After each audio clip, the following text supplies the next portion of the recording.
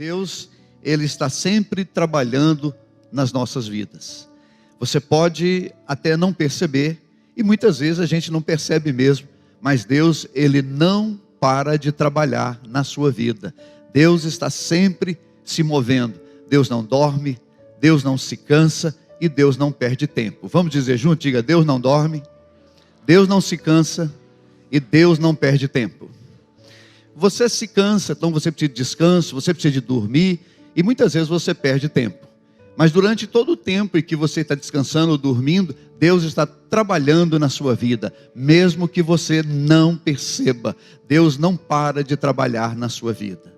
Amém? Quantos creem nisso, diga amém. E eu quero começar essa palavra indicando um livro para você. Tem um livro do meu amigo, pastor Luciano Subirá, que é muito bom para você entender sobre esse assunto, que chama-se O Agir Invisível de Deus. Se você puder, compre esse livro e leia esse livro, que ele vai te ajudar a entender como que Deus está trabalhando todo o tempo na sua vida, e como que muitas vezes acontecem coisas na sua vida que você não entende naquele momento, e às vezes você até julga Deus ou pensa coisas erradas a respeito de Deus, mas lá na frente você vai chegar à conclusão que era necessário passar por aquilo. A palavra de Deus diz que todas as coisas cooperam para o bem daqueles que amam a Deus. Quem aqui ama a Deus, diga amém. Então todas as coisas cooperam para o seu bem. Às vezes você não entende isso, não é? Eu passei por uma situação na minha vida, alguns anos atrás, agora recente, e eu tive um pouco de dificuldade de entender qual era o propósito de Deus com tudo aquilo. Muitas vezes, quando nós estamos em momentos de tribulações, momentos de lutas, Jesus ele é muito verdadeiro. Jesus nunca nos engana, Ele sempre fala a verdade para a gente, porque Ele é a verdade. Ele diz assim: no mundo tereis aflições. A palavra está no plural. Então você tem hoje, pode ter amanhã e pode ter outras. Mas Ele diz assim: tem de bom ânimo, eu venci. Então Ele manda você ter bom ânimo. Ele não mente para você, diz: você vai ter momentos difíceis, mas tenha bom ânimo, porque as tribulações da vida, irmãos, não vêm para destruir você. As lutas que você passa não têm o propósito de destruir você. As lutas e as tribulações que você passa têm um só propósito: revelar a você o tamanho do seu Deus, revelar a você o cuidado de Deus para com você. Quem está vivo aqui hoje dá glória a Deus. Esse é um cuidado de Deus, que para você não existir basta cortar o seu fôlego, mas Deus te deu condição, Deus te deu um pulmão para você respirar bem o dia inteiro. Deus está sempre cuidando de nós, Deus está sempre trabalhando em nós. Aliás, irmãos, Deus está sempre trabalhando na humanidade, nos homens, não é? Existe dois tipos de pessoas na Bíblia: criatura e filhos. E Deus está trabalhando nessas duas classes de pessoas, tanto nas criaturas como nos filhos. Vamos ler um texto, se você quiser abrir a Bíblia. Marcos capítulo 16, verso 15. Projeta aqui para nós, por favor. Marcos 16, no verso 15. Jesus falando. Então Jesus disse aos seus discípulos, aos apóstolos, Ele disse: ide por todo mundo e pregai o evangelho a toda criatura. Toda pessoa, todo ser humano na terra foi uma criação de Deus. O homem é uma criação de Deus. Quantos creem nisso? Diga amém. Quantos aqui creem que o homem é criação de Deus? Diga amém. Quantos creem que o homem veio do macaco? Levanta o rabo. Então eu acho que todo mundo crê que foi Deus. Em Gênesis 1, 26, a palavra de Deus diz que Deus criou o homem. Homem e mulher, Deus o criou. No verso 27, está escrito assim: Deus dizendo: façamos o homem. A palavra está no plural. Deus não estava só. Quem estava na criação do homem com Deus? O Pai e o Filho. O homem é uma criação da Trindade, do Deus triuno. Ele diz: façamos o homem à nossa imagem. Então Deus tem uma imagem, Deus tem uma aparência. Quando você se olha no espelho, você tem uma imagem de Deus, porque Ele fez o homem parecido com Ele. Deus é um ser, Deus tem uma aparência. Ele diz: façamos o homem à nossa imagem, conforme a nossa semelhança. Quando Deus criou o homem, antes da queda, antes do homem conhecer o pecado, O homem tinha uma semelhança com Deus. A semelhança fala do caráter. A semelhança fala do jeito de ser, não é? Então Deus criou o homem com uma imagem próxima da dele, não é? Deus criou o homem na sua semelhança. E quando o homem, no capítulo 3 do livro de Gênesis, o homem cai, a queda, o homem optou pelo pecado. Deus disse para o homem que ele poderia comer de todas as árvores do jardim. Mas Deus colocou uma árvore ali e Deus disse para o homem: dessa você não deve comer, porque no dia em que comerdes, certamente morrerás. Deus sempre trabalha, Deus sempre coloca a responsabilidade de decidir na nossa frente. Aquela árvore era um teste para o homem, o teste de obediência. Então Deus disse: olha, todas as árvores do jardim vocês podem comer livremente, mas dessa que está aqui no meio do jardim, dela vocês não devem comer, porque no dia que vocês comer, certamente morrerás. E a serpente veio e disse para o homem justamente o contrário que Deus havia dito. Ele disse: olha, Deus está, nas minhas palavras, Deus está escondendo algo de vocês. Podem comer que vocês não morrem. Deus disse que morreria e a serpente disse que não morreria. E o homem infelizmente creu na serpente e caiu. E ele perdeu a presença de Deus, ele perdeu o ambiente de Deus e se tornou uma criatura caída. Jesus veio para restaurar o homem, e a ordem de Jesus para os seus discípulos foi: ide por todo mundo e pregai o evangelho a toda criatura. Toda pessoa que não recebeu Jesus, põe o próximo verso por favor. Toda pessoa que ainda não recebeu Jesus, a Bíblia o chama de criatura e não de filhos, né? Outro dia uma pessoa estava pregando nas redes sociais dizendo que todas as pessoas são filhos. A Bíblia não diz isso. A Bíblia diz que todos, em primeira mão, são criaturas de Deus. Como que Deus trabalha com as criaturas? Qual é o propósito de Deus? Como que Deus trabalha para que a criatura saia da condição de criatura? Como Deus trabalha com as criaturas? Deus trabalha para que a criatura, o homem criado por Ele, caído, creia no sacrifício do seu Filho, creia no Evangelho, creia no que Jesus fez na cruz, creia na salvação que Ele enviou, que é o seu Filho. Quando o homem crê, ele, aí como diz o texto, quem crer e for batizado será salvo, quem porém não crer será condenado. Então Deus trabalha na criatura para ela crer para ser salvo. Depois que a criatura creu, a Bíblia não chama ela mais de criatura. Quem aqui já creu em Jesus, dá glória a Deus? Então você não é mais criatura.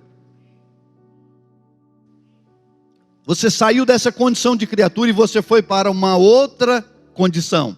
Vai comigo para o Evangelho de João no capítulo 1.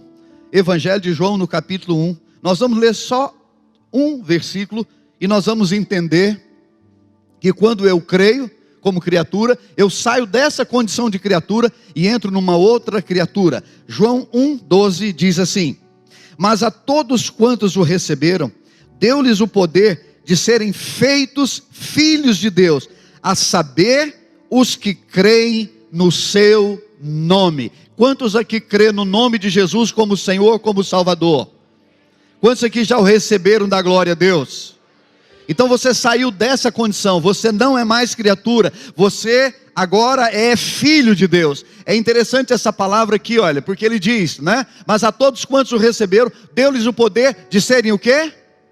De serem o quê? Diga comigo: se foi feito, antes não existia. Agora foi feito filho, porque antes era a criação. Deus está trabalhando nos seus filhos. Deus trabalha na criatura para que a criatura seja salva, e depois que ela é salva, Deus trabalha nos filhos para que eles cresçam, para que eles desenvolvam, para que eles alcancem a estatura do varão perfeito, para que eles alcancem a vida de Cristo, não é? Porque Jesus é o Filho perfeito. Ele nos libertou do império das trevas e nos transportou para o reino do Filho do seu amor. Vamos ler de novo? Ele quem? Jesus. Ele nos libertou. Quem aqui já foi liberto? Da glória a Deus. Ele nos libertou do império das trevas, que é o lugar onde as criaturas vivem. Toda pessoa que está na condição de criatura, ela está debaixo do império das trevas. A palavra de Deus diz que eu e você, nós, antes de nós conhecermos o Senhor, antes de nós conhecermos a Jesus, todos nós éramos governados, éramos influenciados pelos demônios. Por quê? Porque nós estávamos presos, nós estávamos no império. Esse império tem um imperador. O Evangelho de João, no capítulo 10, do verso 10, Jesus diz: o diabo, ele veio para matar, roubar e destruir.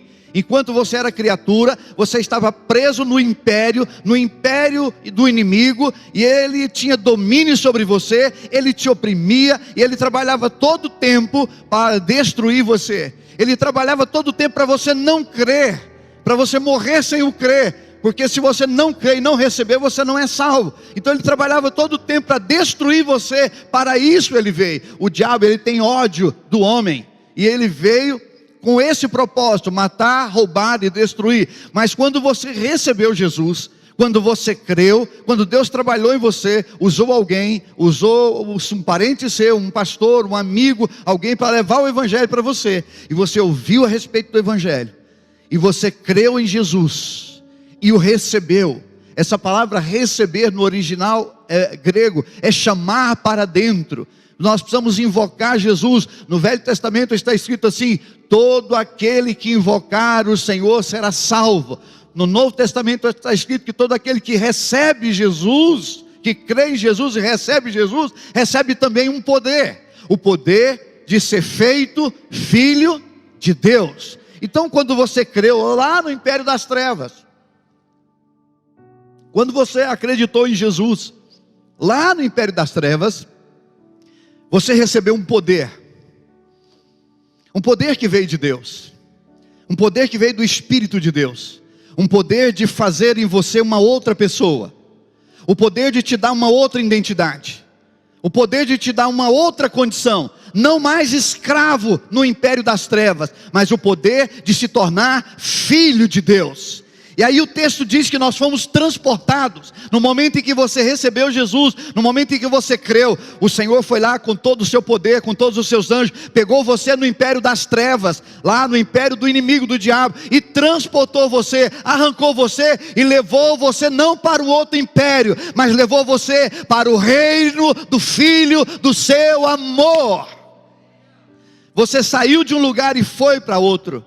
Você saiu de uma condição e foi para outra. Você saiu de uma identidade e foi para outra. A sua identidade antes era criatura, a sua identidade hoje é filho. Antes você tinha a identidade de não salvo, hoje você tem a identidade de salvo. Antes você estava no império, agora você está em um reino. Antes já havia um imperador sobre você, hoje existe um rei reinando sobre a sua vida.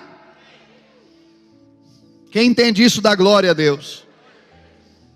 E no momento em que você se torna filho, começa um processo de Deus, onde Deus vai relacionar com você, relacionamento de pai com filho, onde Deus vai ensinar você a ser filho, e Deus tem um modelo, para que você aprenda a ser filho. Diga bem forte comigo: Jesus é o Filho perfeito de Deus. Diga: nós somos filhos caminhando para a perfeição. Agora que você é um filho, agora que você tem uma nova identidade, agora que você está num reino, Deus vai trabalhar em você, para que você cresça, para que você desenvolva como filho, para que você cresça e alcance a estatura do varão perfeito. Hoje de manhã eu estava dizendo algo que eu quero repetir agora. No nosso relacionamento com Deus, eu tenho aí, irmãos, 30 anos de caminhada. Eu tenho 30 anos de fé. 30 anos que eu estou andando com Jesus. Eu tenho 56 anos de idade, tenho 30 anos que eu ando com Jesus. Um pouquinho mais de 30 anos. E nessa minha caminhada, lá no início, eu pedi coisas que eu só fui receber muito tempo depois. Quando você pede algo para Deus, e Deus não te dá naquele momento, por favor, não fique de mal com Deus. Não faça biquinho para Deus. Não pense mal a respeito de Deus. Porque Deus relaciona com você, comigo, dentro da nossa maturidade.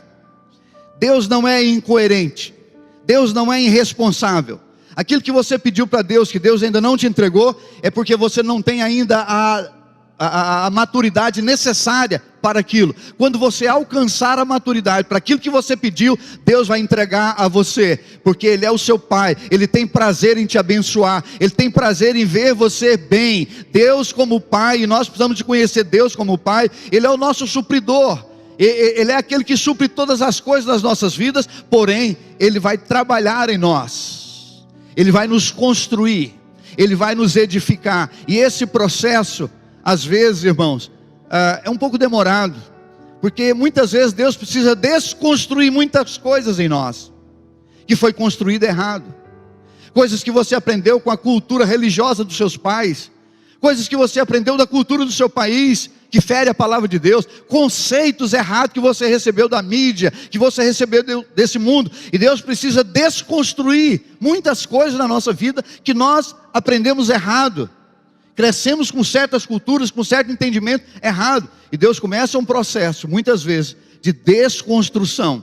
Nós ficamos andando no império das trevas, sendo dominado pelos espíritos malignos, sendo dominado pelo pecado, por esse mundo, e agora que nós estamos em um outro reino, nós precisamos aprender as leis desse reino, nós precisamos aprender a nos relacionar com Deus, e nós precisamos nos desenvolver como filho, e Deus não para de trabalhar em nós, mas Deus não trabalha do seu jeito, Deus trabalha do jeito dele.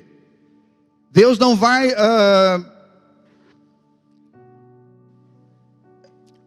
submeter você, Deus não vai fazer do jeito que você quer. Outro dia eu vi um pastor orando em um programa de TV, e ele esmurrava o púlpito e dizia: Deus, o senhor tem que fazer, dando ordens para Deus. Não, Deus é o ser todo poderoso, Deus é o seu Pai, Ele conhece cada centímetro da sua vida, cada milímetro da sua vida, Ele sabe tudo a seu respeito, Ele conhece você mais do que você mesmo. Deus é o seu dono, Ele é o seu Senhor, e Ele sabe muito bem como cuidar de você, e Ele está trabalhando em você, para que você alcance a estatura do Filho de Deus, a estatura do varão perfeito. E nesse processo, irmãos, às vezes a gente precisa de paciência, às vezes a gente precisa entender o porquê de cada coisa nas nossas vidas. Eu me lembro de alguns anos atrás, aconteceu uma situação comigo e com a minha esposa, e nós tivemos enormes dificuldades de entender aquele momento. Eu não posso aqui dar detalhes do que aconteceu conosco, mas nós ficamos assim, querendo entender por que Deus fez aquilo. E os anos se passaram, e se passou bastante anos, e hoje nós entendemos claramente que o que Deus fez lá atrás era necessário. Eu não entendia porque eu não tinha devida maturidade, mas depois de alguns anos nós entendemos, e hoje nós glorificamos a Deus porque nós passamos por aquilo, porque aquilo nos ensinou a lidar com uma série de coisas hoje, que talvez se nós não tivéssemos passado por aquilo, hoje nós não conseguiríamos lidar com isso hoje, da forma que nós lidamos, com a maturidade que nós lidamos, que faz bem ao nosso casamento, que faz bem ao nosso relacionamento, que nos abençoou. Então eu queria dizer algo para você: não estranhe o que está acontecendo com você. As tribulações, as lutas, as dificuldades não têm o propósito de destruir você, mas de revelar um Deus que está cuidando de você nos mínimos detalhes. E lá na frente você vai entender tudo, e vai levantar as suas mãos e glorificar a Deus. Quando Paulo foi entrar no navio para fazer uma viagem, Deus revelou para ele tudo o que ia acontecer naquela viagem. E Paulo chama as pessoas que iam fazer aquela viagem com ele, e revela tudo o que Deus falou com ele. Olha, a viagem vai ser perigosa, é um naufrágio, nós vamos perder muita coisa, vai ter muitos danos materiais, mas Paulo diz: mas ninguém vai se perder. Paulo, sabendo de tudo isso, o certo não era ele não entrar naquele barco, o certo era ele não entrar naquele navio, porque Deus já tinha revelado para ele tudo. Mas ele entrou naquele navio, entrou com aquelas pessoas, seguiu a viagem, e tudo aquilo que Paulo havia falado para eles, aconteceu exatamente como Paulo havia dito. E depois do naufrágio, que eles descem na praia, Paulo está providenciando ali uma fogueira, e vem uma víbora e pica o apóstolo. E todas as pessoas daquela época sabiam que qualquer uma pessoa que sofresse uma picada de um animal como aquele, morreria. Então aquele animal pica Paulo e todas as pessoas ficam esperando a sua morte. E depois de um tempo, a Bíblia diz que quando aquela víbora picou Paulo, Paulo simplesmente sacudiu aquela víbora. Depois de um tempo eles perceberam que Paulo não morreu, não aconteceu nada com Paulo. E por um determinado tempo eles chegaram até a pensar que Paulo era um Deus. Paulo já sabia de tudo aquilo que ia acontecer, amados. Ele só não sabia da questão da serpente, mas ele sabia de toda a tragédia daquela viagem. Mas ele entrou no barco e fez todas as coisas que tinha que ser feito. Por quê? Porque ele sabia que mesmo com tragédias, mesmo com picadas de serpente, mesmo com todo o desastre daquele naufrágio, ele sabia que a sua vida não seria tocada por ninguém. Ele sabia que Deus o guardaria naquela viagem. Ele sabia que Deus estava sobre ele com a sua proteção e nenhum mal ia suceder. Quantas coisas Paulo passou na sua vida. O inferno tentou matar Paulo, o diabo tentou matar Paulo, o império romano com todo o seu poder tentou matar aquele homem. Ele mesmo disse que ele enfrentou as bestas feras. Paulo enfrentou o espírito maligno, enfrentou luta, enfrentou naufrágio, enfrentou inimigos, perseguição de todo o tempo, de todos os jeitos, mas nada destruiu aquele homem, até que ele cumprisse todo o propósito, porque Deus edificou aquele homem para um propósito, Deus construiu aquele homem para um propósito. Você como filho de Deus, olhe para mim e preste atenção, Deus está edificando você, Deus está construindo você para um propósito, porque a palavra de Deus diz que o mundo vai conhecer a glória de Deus, através da sua e da minha vida. Aconteça o que acontecer, você não será destruído, porque você é filho de Deus. Quem crê nisso, dá um glória a Deus. A Bíblia diz que a criação, aquela criação que nós falamos no início, ela está gemendo. Ela está gemendo porque ela está debaixo do poder do inimigo.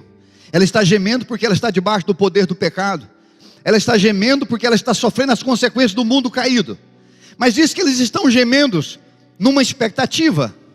Eles estão gemendo esperando algo. E o que eles estão esperando? A Bíblia diz que eles estão esperando a manifestação dos filhos de Deus. Porque eu e você estamos sendo construídos como filhos de Deus para um propósito, para que o mundo lá fora veja em nós a glória de Deus. A glória de Deus é uma pessoa. Diga comigo, a glória de Deus é uma pessoa. E essa pessoa está em nós. É por isso que Paulo diz assim, Cristo em vós.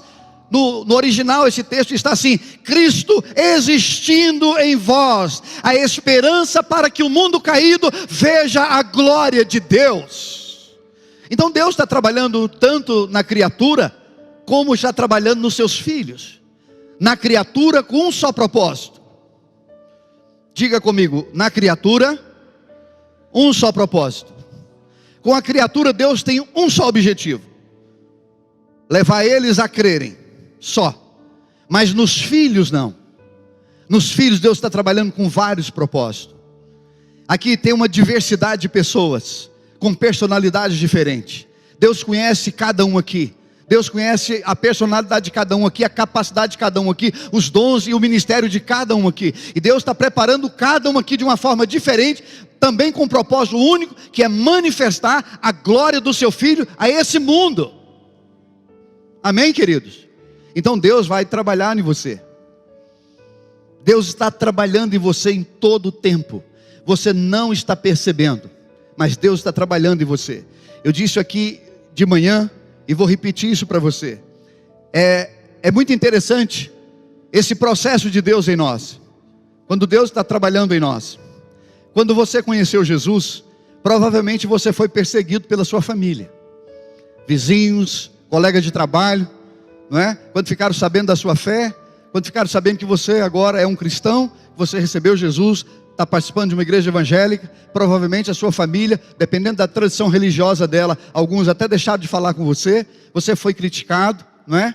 E agora eles começam a falar de você, eles falam mal de você, eles criticam a sua fé, não é? E isso dura um tempo.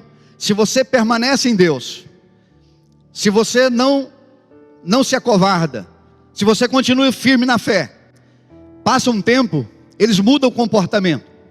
Eles param de falar mal da sua fé, porque a glória de Deus começa a se manifestar em você e eles começam a ver algo diferente. Então eles param de criticar você e eles começam a observar você. É uma outra fase, é um outro processo. Agora eles estão observando, diminuíram a crítica. Por quê? Porque já estão vendo a glória de Deus, porque já está vendo a luz de Deus brilhar em você, porque já está vendo o caráter de Deus fluindo em você, já está vendo a vida de Jesus se manifestando em você. O seu comportamento, as suas práticas estão mudando. Aí eles mudam também. Eles ainda não reconhecem que Deus fez uma obra em você. Eles ainda não aceitam que você agora é filho, que você não é mais criatura. Mas eles diminuem a crítica e passam a observar. Aí vem a terceira fase.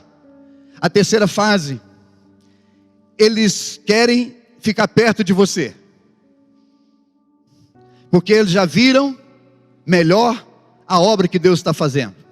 Mesmo eles ainda tendo um pouco de dificuldade, eles querem estar próximo de você, porque dentro deles está assim, ó: eu quero saber o que esse camarada tem. Eu quero saber o que aconteceu com ele. O que foi que aconteceu com ele? Por que ele está assim? Ele não era assim. Ele era completamente diferente. Mas aí ele se aproxima, ainda não se rendendo, mas ele quer conhecer você. Ele quer estar perto de você. Você faz bem para ele, porque ele vê algo em você que ele não vê em outras pessoas. Ele vê algo em você vivo. Ele vê algo em você poderoso, porque o que está em você é extremamente poderoso. As pessoas onde você trabalha estão filmando você. Lá na faculdade as pessoas estão de olho em você. A sua família está de olho em você. E eles já viram a diferença. Se você de fato recebeu Jesus, creu, se tornou uma nova criatura, um filho de Deus, a sua vida já está manifestando a glória de Deus, ainda que você não perceba. Deus está trabalhando em você, Deus está movendo você. Deixa eu dar um testemunho que ajuda você a crer. Quando eu comecei na minha vida cristã, eu queria muito pregar o evangelho para uma pessoa e ver essa pessoa se rendendo a Jesus, por causa da minha pregação. Chegar e apresentar o plano da salvação para uma pessoa e ela reconhecer Jesus na minha frente, para me dizer: eu preguei para alguém e alguém se converteu. Esse era o meu sonho. E eu pregava para as pessoas o tempo todo e ninguém se convertia. Eu não ganhava uma alma, irmãos. Eu não ganhava uma vida para Jesus. E eu dizia: que é isso? Como que pode? Depois de algum tempo, alguns anos, eu estava num lugar, um restaurante, chegou uma pessoa, olhou para mim e disse: você é o pastor Geraldo? Eu disse: sou eu sim. Ele disse: você não sabe quem eu sou, você não me conhece, mas eu sei quem é você. Há muitos anos atrás, numa cidade do interior de Goiás, você entrou numa delegacia para pregar para os presos. E você ficou uma tarde, domingo à tarde, ali pregando em cada cela. Você foi em todas as celas daquela delegacia, pregando para aqueles presos. Nenhum preso se converteu. E eu era o diretor daquela delegacia. Eu estava de plantão. E lá da minha sala, eu ouvi a sua pregação. E lá na minha sala Deus me visitou. E lá Deus me tomou e em lágrimas eu ajoelhei e recebi Jesus na minha vida. Ele disse: hoje eu sou um pastor da Assembleia de Deus. Então eu ganhei mais de uma vida, eu ganhei um pastor para Jesus. Então mesmo que você não perceba, Deus está edificando a sua vida como filho, e a sua vida está fazendo a diferença nessa sociedade. Você não sabe, mas Deus está te usando na sua família. Você não sabe, mas Deus está te usando lá na faculdade. Agora você precisa se posicionar como filho. Você precisa mostrar para o inimigo que você não é mais criatura. Você agora está no reino e não no império. Você não está debaixo de opressão, você é uma pessoa liberta, você é uma pessoa livre. Aliás, você é uma pessoa de alto preço. Diga, coloque a mão no teu coração e diga: eu tenho um preço. Deixa eu ler um texto com você, volte lá para Colossenses. Vamos ler o verso 14, que diz assim: no qual temos a redenção, a remissão de pecados. Eu vou ler o 13 e o 14 novamente. Ele nos libertou do império das trevas e nos transportou para o reino do Filho do seu amor, no qual temos a redenção, a remissão dos pecados. Essa palavra redenção no original grego é libertação, É um povo que foi liberto mediante a pagamento de resgate. Jesus comprou você, Ele resgatou você com um preço. Não foi dinheiro, foi o seu próprio sangue. E hoje você tem a redenção, você tem um valor. Você foi comprado pelo sangue do Filho de Deus.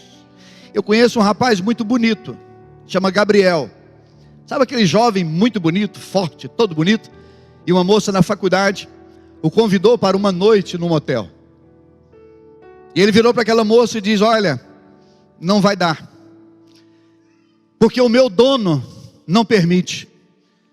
Ela disse: o seu dono? Sim, eu tenho um dono. Ele manda na minha vida, ele me comprou, ele pagou por mim.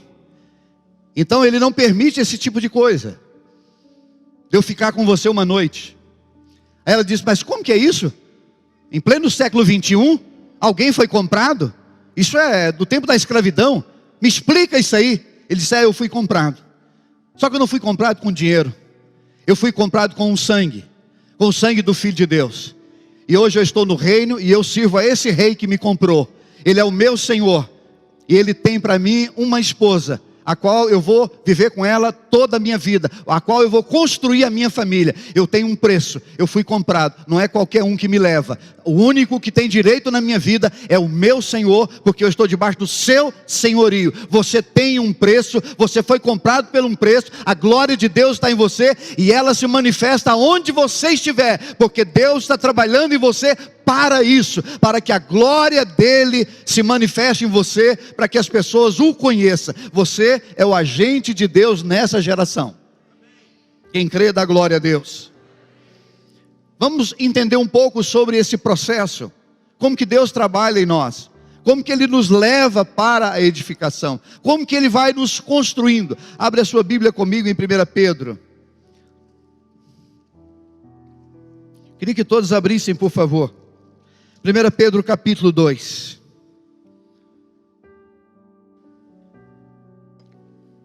Quem está entendendo isso, diga amém. Enquanto você vai abrindo, diga mais uma vez: antes, criatura. Diga agora, filho. Diga antes, império.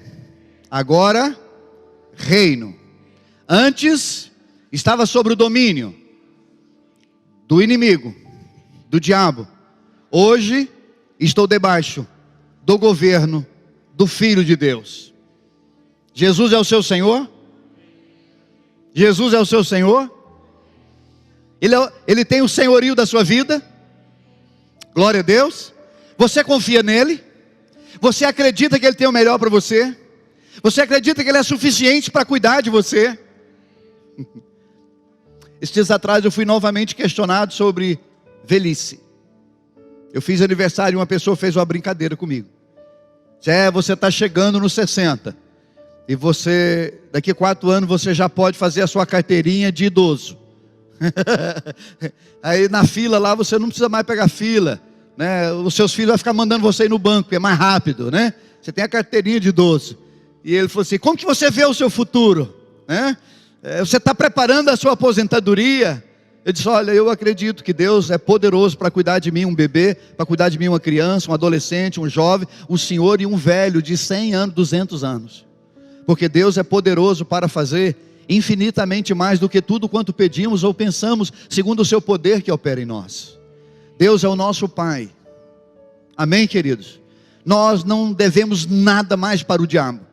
Você não deve 1 centavo para o diabo. Você não deve 1 centavo para o pecado. Você não deve 1 centavo para o mundo. Jesus te comprou. Você foi comprado com alto preço. Você está debaixo de redenção. O mundo te perdeu. O diabo te perdeu. O inferno te perdeu. A morte te perdeu. Você é um filho de Deus. Você não vai entrar na eternidade, irmãos. Você já entrou na eternidade. A eternidade é uma pessoa. No dia que você recebeu Jesus, a eternidade entrou em você.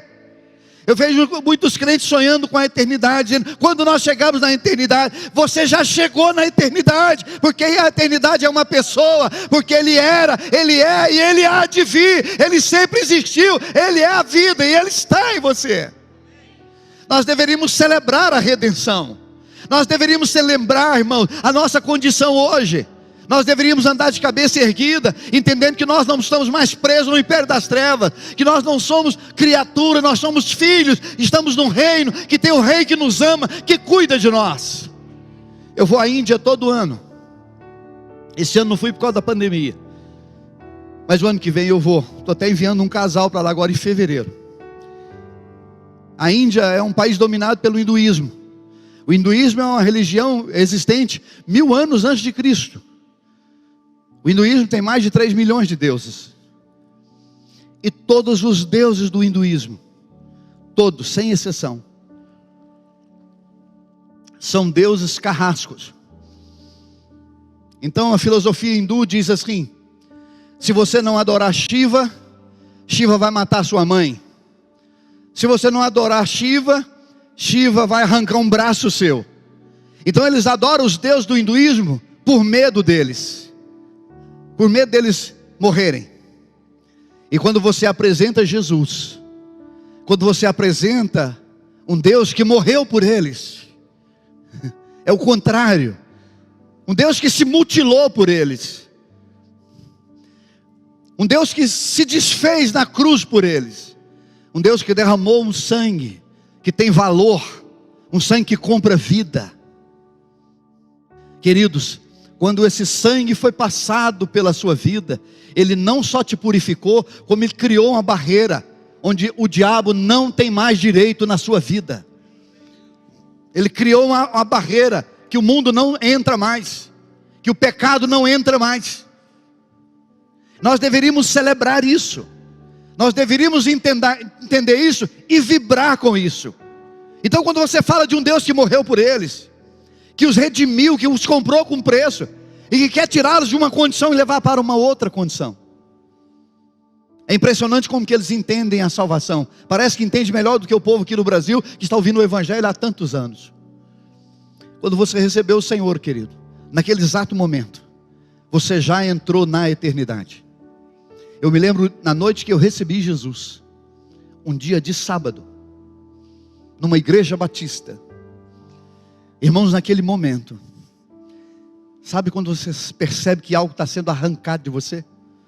Eu vim à frente, um ímpio, um homem atolado no pecado. Eu vim à frente chorando para receber Jesus. Não conseguia parar de chorar. Eu estava chorando e ao mesmo tempo pensando: meu Deus, que coisa mais ridícula. Eu estou chorando na frente de um monte de gente. Homem não chora, porque eu fui criado assim. Meu pai dizia: homem que é homem não chora. E agora eu estava numa igreja evangélica, chorando, e um monte de gente vibrando com o meu ato, que no momento eu não entendia bem. Eu só entendi que aquele homem me chamou para receber Jesus, e eu vim. Mas quando eu cheguei ali à frente, tomado de lágrimas, eu percebi que algo saiu de mim, e algo entrou em mim. E quando eu voltei para casa, eu fui a pé para a casa do meu pai. Irmãos, eu não sentia mais o chão, parece que eu estava andando nas nuvens. Eu passei literalmente pelo processo de libertação. Foi tirar todo aquele peso do império das trevas, e recebi o amor do Filho do Reino. Eu não sentia nem o piso. E eu cheguei em casa, abri as portas e fui no quarto do meu pai. E meu pai se levantou assustado, coitado, só de cueca. E eu abracei o meu pai, e eu beijava o meu pai, porque eu sempre tive problemas com meu pai, problemas seríssimos de relacionamento. E naquela mesma noite que eu recebi Jesus, eu o abracei seminu, e eu dizia: pai, eu te amo. E eu beijava o meu pai, e as lágrimas do rosto do meu pai, quente, corria sobre o rosto dele, e corria sobre os meus ombros. E naquele mesmo lugar, Deus curou a minha vida, e curou a vida do meu pai. Eu me tornei um grande amigo do meu pai. E ali Deus começou a me ensinar a relacionar como filho. E Deus começa um processo na minha vida ali, maravilhoso. E Ele vem nesse processo há mais de 30 anos. Estou caminhando para a perfeição. A cada dia Ele vai formando em mim a vida do seu filho. A cada dia Ele vai arrancando coisas de mim, coisas que não lhe pertencem. Nós gostamos muito de carregar bagagens desnecessárias. Nós gostamos muito de peso que Deus quer que a gente não carrega. A gente carrega muita coisa que não precisava, mas Deus só tira com a sua permissão. Deus como Pai, Ele é muito carinhoso, Ele é paciente. Se tem uma coisa que Deus é paciente. Eu estava pregando em São Paulo, e tinha um rapaz lá que faz evangelismo nos presídios. E depois do culto eu preguei uma pregação sobre o amor de Deus. Depois do culto, aquele rapaz me chamou e disse: eu trabalho no presídio. Ele disse: você já viu falar num homem muito perigoso, que foi conhecido na mídia como o maníaco do parque, que esquartejou não sei quantas mulheres, que estuprou e esquartejou muitas mulheres? Eu disse: sim, eu conheço ele. Ele disse: eu ganhei aquele homem para Jesus. Naquela hora eu disse: esse homem não merece o céu. Esse homem não merece, ele merece o inferno. Na nossa maldade humana, nós não queríamos que aquele homem fosse para o céu. Nós queríamos que aquele homem fosse para o inferno, que ele sofresse o dano da maldade dele. Mas Deus não é assim. Deus é amor. Deus, Ele cobre as multidões dos nossos pecados. Deus nos recebe, Deus nos ama, Deus nos acolhe. Ele disse: aquele homem se tornou dentro do presídio, porque somando todos os anos de pena dele, ele vai morrer na prisão. O Brasil tem prisão perpétua assim. E ele disse: mas lá dentro ele se tornou um agente de Deus. E centenas de pessoas já se converteram ao Evangelho através da vida daquele homem. Aonde abundou o pecado, a Bíblia diz que superabundou a graça de Deus. Deus é um Deus de graça e de misericórdia. E se Ele tinha paciência com você como criatura, até que você cresce, imagine hoje como seu Pai, a paciência que Ele tem de formar em você, de fazer de você um prédio, para que essa cidade veja a glória de Deus. É um processo, e esse processo está aqui, nós vamos ler agora. 1 Pedro capítulo 2, quem achou diga amém. Vamos ler a partir do verso 1, diz assim: despojando-vos portanto de toda maldade, dolo, de hipocrisias, invejas e toda sorte de maledicências, desejai ardentemente como crianças recém-nascidos o genuíno leite espiritual, para que por ele vos seja dado crescimento para a salvação. Se é que já tendes a experiência que o Senhor é bondoso, chegando-vos a Ele a pedra singular, a pedra que vive, rejeitada sim pelos homens, mas para com Deus eleita e preciosa. Essa pedra é o Senhor, é Cristo. 5.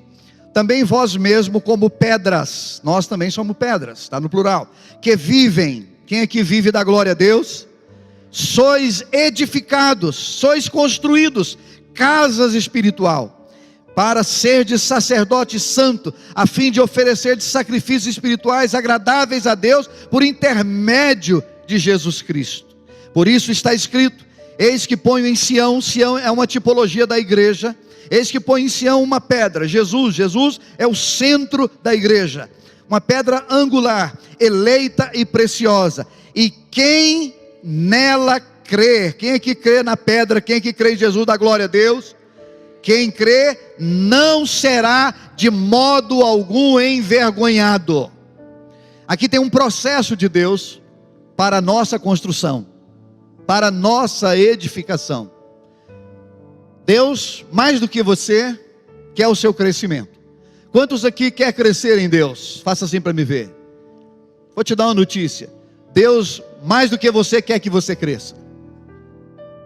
Agora, o crescimento em Deus, irmãos, depende mais de mim do que de Deus. Deus está pronto em fazer na minha vida. Deus está pronto em me abençoar. Deus está pronto em realizar na minha vida. Agora resta saber se eu quero. É por isso que a palavra de Deus diz: se quiseres e me ouvirdes, comereis o melhor da terra. Se quiseres e me ouvirdes, não é? Existe aquele filho rebelde, existe aquele filho que tem dificuldade, que o processo é mais lento, que ele cresce menos, que ele cresce mais devagar, porque tem mais dificuldade no relacionamento, porque tem mais dificuldade com a obediência, porque tem mais dificuldade com práticas espirituais. E o que nós vamos ver aqui é um processo de Deus, para que possamos ser um prédio, uma construção que Deus possa usar. Eu vou repetir mais uma vez para isso ficar gravado na sua cabeça. Deus quer fazer de você um prédio, para que essa cidade veja a glória de Deus na sua vida. Em 1 Tessalonicenses a Bíblia diz que nós devemos manifestar por nós, que esse é o propósito de Deus, que você se torne um agente da manifestação de Deus, um agente da manifestação da glória de Deus. A criação está gemendo, esperando você. Deus está trabalhando na criação para ela crer, e Deus está trabalhando através de você na criação, para que ela veja a glória em você, e através dessa glória ela creia no Filho de Deus, e seja salvo. Posso ouvir um amém? Eu gosto muito de ir na Índia, porque é bom você pregar para quem tem fome. E nós alcançamos um vilarejo em 2018, que nunca tinha ouvido falar de Jesus. Aquele vilarejo era um povo não alcançado. E nós passamos o filme Jesus, baseado no Evangelho de Lucas, que é o evangelho mais completo, que fala da infância de Jesus, né?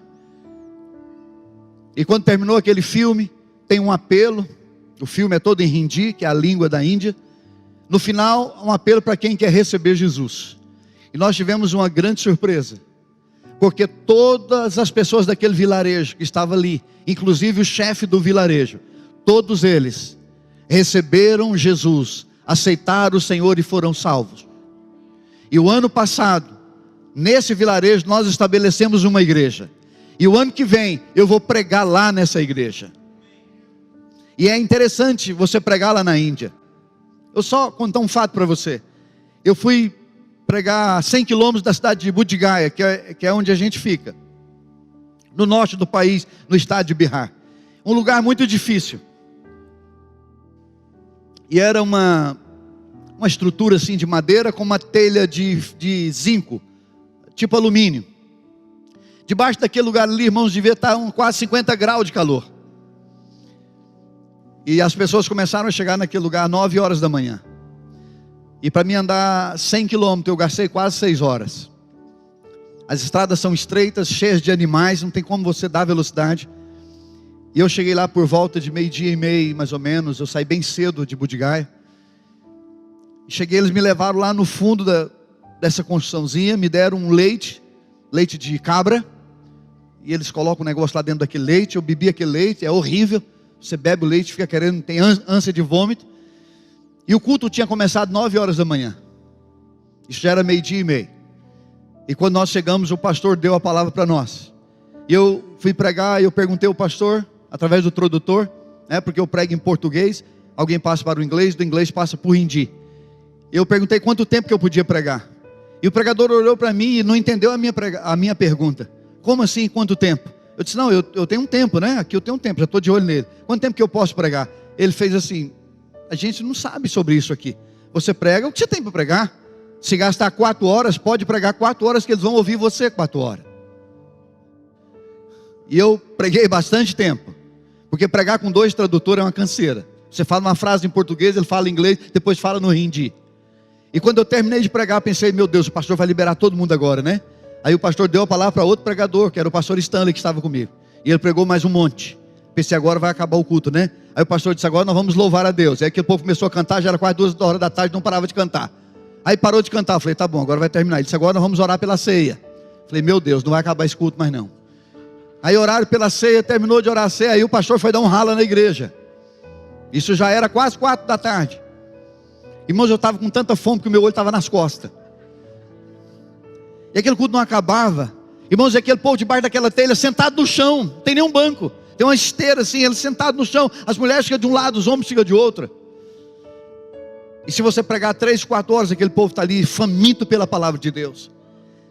Porque não tem o que vocês têm. Uma igreja maravilhosa como essa, uma cadeira linda como essa, até ar-condicionado para refrescar a nuquinha de vocês aí. Mas tem uma coisa naquele povo, eles estão sedentos pelo amor de Deus. Eles estão sedentos por Jesus. Eu amo a Índia, eu amo estar na Índia. Porque é diferente você dar comida para quem tem fome. Não é? Nós não sabemos o que é fome. Você não sabe o que é fome. Você vive num país que você não sabe o que é fome. Eu te convido aí comigo lá na Índia, na África, para você saber o que é fome. E fome de Deus, e fome da palavra. Mas vamos voltar para o nosso texto. Primeira coisa que eu quero dizer para você é que nesse processo de Deus, irmãos, a primeira coisa que acontece é o novo nascimento. Diga comigo, a conversão. Todo mundo, quem não falar não vai jantar. A conversão Só tirar a comida dos crentes que isso funciona. Vai lá de novo. A conversão é uma experiência. Diga, a conversão, mudança de vida. Não existe nenhum lugar no Evangelho, em nenhum assunto, que a Bíblia te dá o direito de ficar em cima do muro. Não existe isso na Bíblia. Ou você é, ou você não é. Esses dias disseram para mim, uma mãe mandou eu pregar para a filha dela. Olha, prega para minha filha aí, porque ela já está meia convertida. Eu falei, irmã, como que é meia convertida? Você conhece uma mulher meia grávida? Tem uma mulher meia grávida, que a barriga cresceu só para um lado, cresceu só a metade do neném. Né? Eu disse, queridos, que não existe meia convertida. Ou a sua filha se converteu, ou não se converteu. Ou ela teve uma experiência com Deus, ou não teve. Porque se tiver uma experiência com Deus, muda a vida. Quem tem uma experiência com Deus, prova que Deus é bom e nunca mais o abandona. Está aí no verso 3. Se é que tens a experiência que o Senhor é bondoso. Esse processo começa quando você tem uma experiência com Deus, quando você prova dele, quando você vê de fato que ele te deu uma vida diferente, abundante, de paz, de amor. Quando você tem uma experiência que é como se você derramasse, se tivesse um calor exausto de 50 graus e alguém vem com um balde de água fria e derrama sobre você. A Bíblia chama isso de refrigério. Deus vem, você prova, você vê ele se torna palpável para você, ele se torna vivo dentro de você, e você tem uma alegria, um prazer que excede muito a todos os prazeres do mundo e do pecado. É uma experiência, e você passa a amá-lo e a viver em função dele, e ninguém mais tira você daquele caminho. É uma experiência. Começa aí. Pastores, líderes, não adianta você investir na vida de quem não teve primeiro essa experiência, de quem não nasceu de novo, porque não vai dar continuidade no processo. Porque o segundo ponto está no verso 2. Olha aí para a sua Bíblia no verso 2. Pedro diz: desejai ardentemente, como crianças recém-nascidos, o genuíno leite espiritual, para que por ele vos seja dado crescimento para a salvação. Você pode erguer a sua Bíblia assim comigo? E dizer: aqui está o genuíno leite. Eu preciso desejá-lo como criança recém-nascida. Quem nasceu de novo, quem teve a experiência com Jesus, passa a amar esse livro e se torna dependente desse maná, se torna dependente desse leite. Entende que essa é a comida, esse é o pão que desceu do céu, isso é o que alimenta a sua vida. E através desse livro ele cresce na salvação, ele cresce no conhecimento de Deus. Mas é um desejo como criança. Já viu criança com fome? Ela não para de chorar.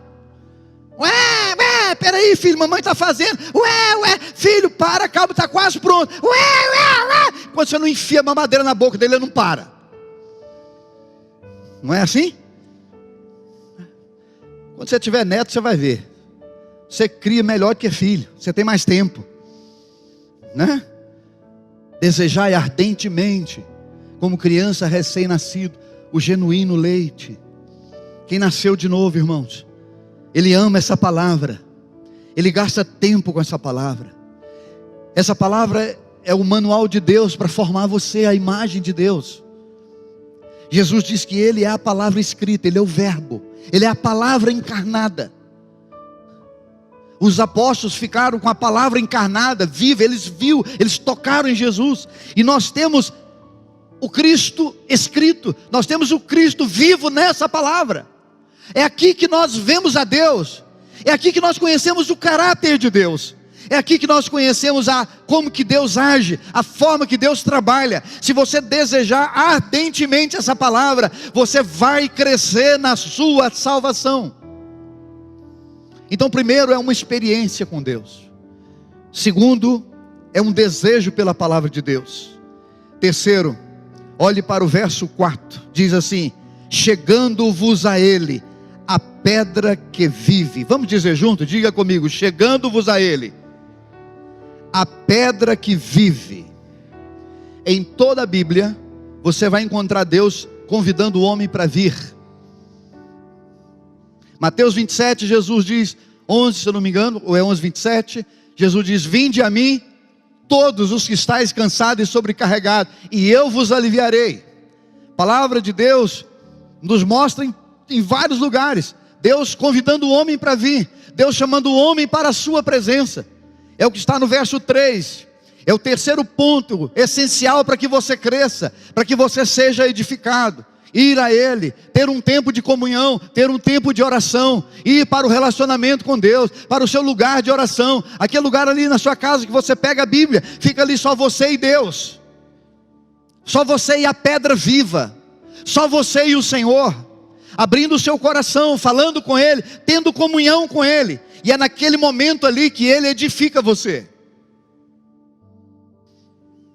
Charles Shindon, ele é um homem de oração, ele é um homem de comunhão com Deus. Ele disse algo muito interessante. Ele disse: a comunhão com Deus, ela chega um momento que ela se torna tão prazerosa, que você não acha mais nada na terra tão prazeroso o quanto, ou que chegue perto. Quanto mais você se aproxima de Deus, mais você quer se aproximar. Quanto mais você chega, mais Ele derrama na sua vida.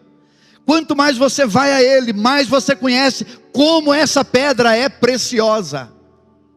Quando Deus começou a trabalhar na vida de Pedro, Pedro não chamava Pedro, ele chamava Simão, que significa pó, terra, areia, algo inconstante. Mas quando Deus começa o processo, quando Jesus começa o processo na vida de Pedro, Jesus diz: Pedro, você não vai mais se chamar Simão. Simão era quando você era criatura, você era fraco, qualquer um levava você, os demônios guiavam você, as pessoas guiavam você. Você não vai mais chamar Simão, você agora vai chamar Pedro, que significa pedra, porque assim como eu sou uma pedra, você também será uma pedra. Deus está trabalhando aqui para edificar as pedras e levantar aqui um edifício para que Barretos veja a glória de Deus. Mas você precisa se achegar, você precisa ter uma experiência, você precisa amar essa palavra e desejar essa palavra ardentemente. Esse irmão que fez a oferta aqui, eu não o conheço, não tenho intimidade com ele, mas eu percebi ali que esse irmão, ele é um amante da palavra de Deus, porque ele teve uma revelação. Pessoas que amam a Bíblia, eles têm revelação, irmãos. Revelação é aquilo que está oculto aos olhos dos homens, que só Deus sabe, mas quando você fica nessa palavra, Ele revela a você. Há muitos cristãos que servem a Deus como Jó. Por quase 50 anos da vida de Jó, Jó serviu a Deus só de ouvir. No final da vida dele, ele diz: eu te conhecia só de ouvir. Já viu aqueles cristãos que conhecem a Deus só de ouvir? Eles vivem e falam das experiências de outros. O que outros dizem a respeito de Deus, eles falam, mas eles mesmos não têm as suas experiências. Ele mesmo não conhece por ele mesmo. Eu quero te dizer uma coisa, eu preciso encerrar. Existem coisas que Deus quer falar a você, que Ele não vai me usar, Ele não vai usar um pastor aqui, Ele não vai usar um livro. Ele quer falar diretamente a você, porque você é filho dele, Ele tem prazer em falar com os seus filhos. Anote isso. Talvez essa semana Deus vai te separar para um lugar, porque Ele quer falar diretamente a você. Ele não quer intermediário. Ele colocou o Espírito dele em você para ter essa condição de falar com você. Posso ouvir um glória a Deus? Quarto e último lugar, o nosso tempo não vai dar. Só ler com você o versículo 5. Também vós mesmos, como pedras que vivem. Agora você vive. Agora você é uma pedra viva. Antes você era uma criatura morta, mas agora você é filho, você é uma pedra que vive. E essa pedra que vive é para ser edificado. Sois edificado, casa espiritual. Hoje Deus não habita mais em templos feitos por mãos humanas. Esse prédio aqui foi feito por pedreiros, carpinteiros, ferreiros, serventes, obreiros, né? Mas Deus não habita nessas paredes, Deus habita em você. Você hoje é a casa, Ele salvou você para morar em você. Ele está edificando porque Ele está em você, e Ele está construindo essa casa para Ele. Nem você é de você. O Salmo 24 verso 1 diz que a terra e tudo que há na terra, e os que habitam na terra, pertence ao Senhor. Você é uma casa de Deus, edificada para Deus, para servir ao Senhor, para fazer um ministério ao Senhor, para sacrificar ao Senhor, para ser um sacerdote ao Senhor, para fazer a obra de Deus nessa cidade, para manifestar a glória de Deus. Deus está trabalhando nos seus filhos, para que Barretos conheça a salvação em Cristo Jesus. Você não é mais uma criatura, você é um filho de Deus, e Deus está construindo você, Deus está agindo em você, porque Deus precisa de você como uma pedra viva para construir nessa cidade o reino dele e estabelecer o reino dele. Quem recebe essa palavra dá glória a Deus. E eu não posso seguir mais porque o meu tempo acabou. Vamos ficar em pé. Quero fazer uma oração e passar para o pastor Eric. Quero agradecer mais uma vez a todos vocês pela paciência de me ouvir ontem e hoje. Quem recebe essa palavra dá glória a Deus. Então rapidamente diga mais uma vez: eu não sou mais escravo. Diga: eu não sou mais oprimido do diabo. Eu não estou no império, eu estou no reino. Existe um rei sobre mim. Eu sou filho de Deus. Deus está trabalhando em mim, porque através de mim centenas virão para o Senhor. Libera essa profecia. Diga: através da minha vida muitos virão para o Senhor. Coloque a sua mão na posição de receber. Pai, no nome de Jesus, eu quero te agradecer, Senhor, por essa palavra. Eu quero te louvar por esse tempo aqui onde nós aprendemos que nós não somos mais escravos, nós somos filhos de Deus. E nós estamos aqui sendo preparados pelo Senhor para manifestar a tua glória. Eu quero, Senhor, que o Senhor coloque entendimento sobre todos aqui, que o Senhor traga revelação, que o Senhor traga o entendimento a cada homem e mulher que está nesse lugar, de que agora eles são filhos de Deus, e que o Senhor está trabalhando neles, e que eles precisam a cada dia de uma experiência com o Senhor, que eles precisam amar a tua palavra, que eles precisam entender que eles precisam ir para a comunhão com o Senhor e serem edificados para a glória do Senhor Jesus. Quem recebe dá glória a Deus. Então levante as tuas mãos e cante esse cântico.